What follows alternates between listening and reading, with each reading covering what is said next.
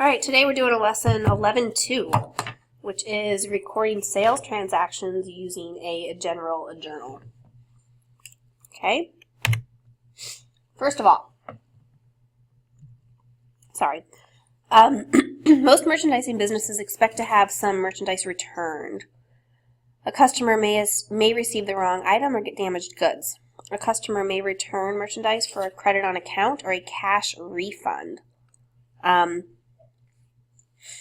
Credit allowed to a customer for the sales price of returned merchandise resulting in a decrease of the accounts receivable of the merchandising business is called a sales return.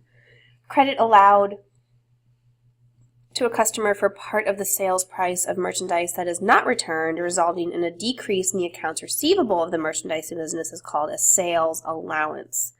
A form prepared by the vendor showing the amount deducted for returns and allowances is called a credit memorandum. And here is a credit memorandum. It shows that quantity of 3 of item here with that description were returned. Okay, and we also return the sales tax. We have a vendor ID, credit memorandum number, the date.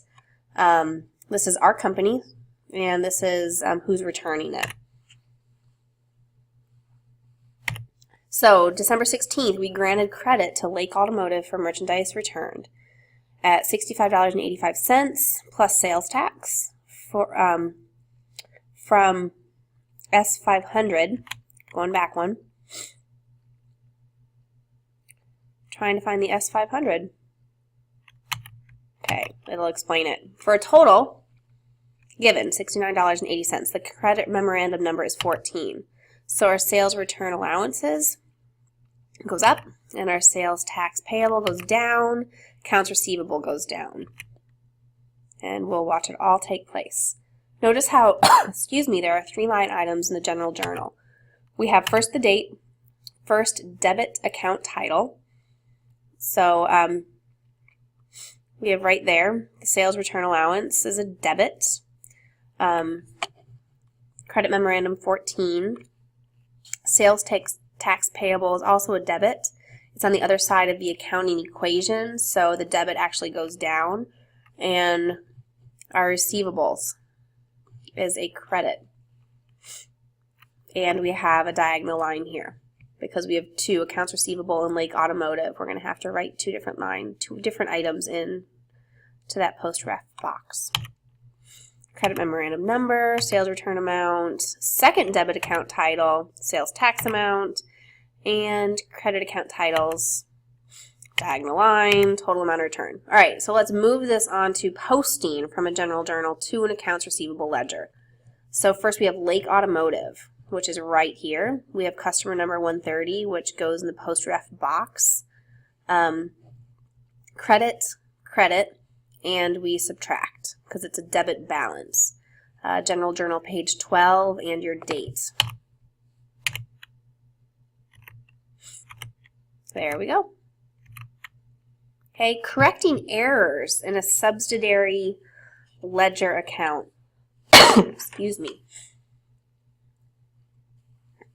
Go to the right page. Errors may be made in recording amounts in subsidiary ledgers that do not affect the general ledger controlling account. For example, a sale on account may be recorded to the wrong customer in the sales journal.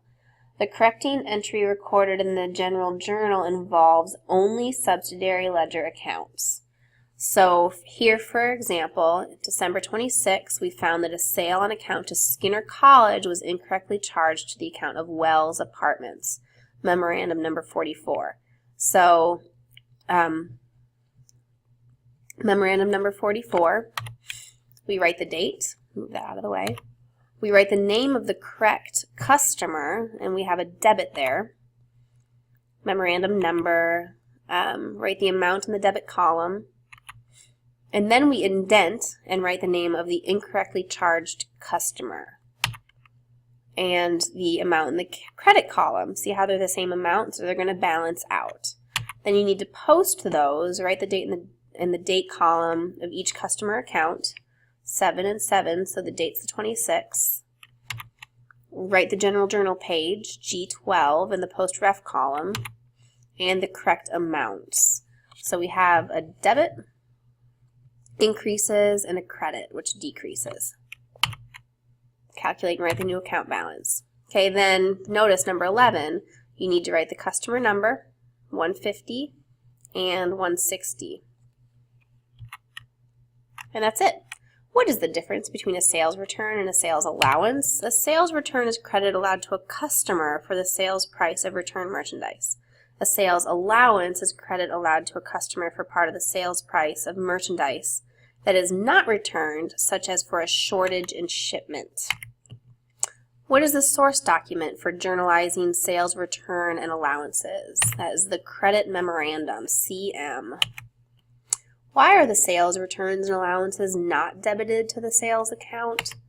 To provide better information, enabling management to quickly learn if the percent of sales returns and allowances to a sales is greater than expected.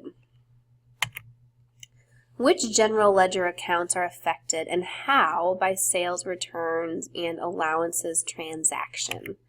We have sales returns and allowances and sales tax payable are debited. Those are two accounts. Sales returns and allowances is an account, and sales tax payable is an account. They are both debited.